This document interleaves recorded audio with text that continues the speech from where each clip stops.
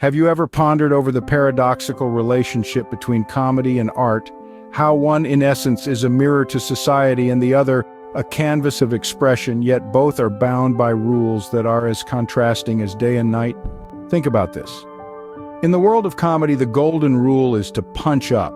Comedians are given free rein to poke fun, to jest, to ridicule those in power. The bigger the target, the louder the laughter.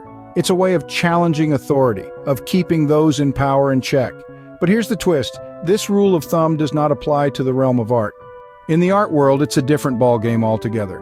Here, if an artist decides to punch up, to challenge or criticize the art world authorities, they risk being blacklisted. Career over, dreams dashed. Why? Because in this sphere, the powers that be have the privilege to punch down. They're free to critique, to pass judgment, to dismiss. And yet, it's perfectly acceptable to create art that criticizes oppression, to paint vivid pictures of societal ills. But dare not reflect on the oppressive structures within the art world itself. Therein lies the paradox, the joke, if you will, that lends a comedic undertone to the entire scenario. Consider this. Art organizations often parachute artists into areas of deprivation. The underlying message? The residents, the local talents, they're not good enough to create art for their communities. It's a subtle but powerful form of patronizing, of stigmatizing. Even when these parachuted artists conduct workshops for the locals, there's an inherent bias. The local artists, despite their talent, their passion, their dedication, are never seen as good enough. They're merely patronized, their potential overlooked.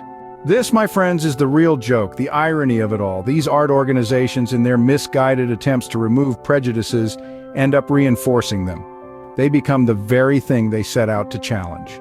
So what's the solution? It's simple. Laugh, satirize, mock these art organizations. Demand that the funding, the resources, the opportunities go directly to the communities, to the artists who live, breathe, and create within them. Don't let a parachuting artist with little to no connection to the community become the face of your art. You are the creators, the artists, the storytellers. It's your voice that needs to be heard, your art that needs to be seen. So take a stand, support your local artists, encourage their creativity, nurture their talent. Because at the end of the day, art, like comedy, should be a reflection of society, of its people, of their struggles, their triumphs, their stories. It's time to rewrite the rules, to challenge the status quo, to make your mark. Remember, the power of art lies in its ability to provoke, to question, to inspire. Use it wisely, use it well, and most importantly, use it to make a difference. Because after all, isn't that the true essence of art?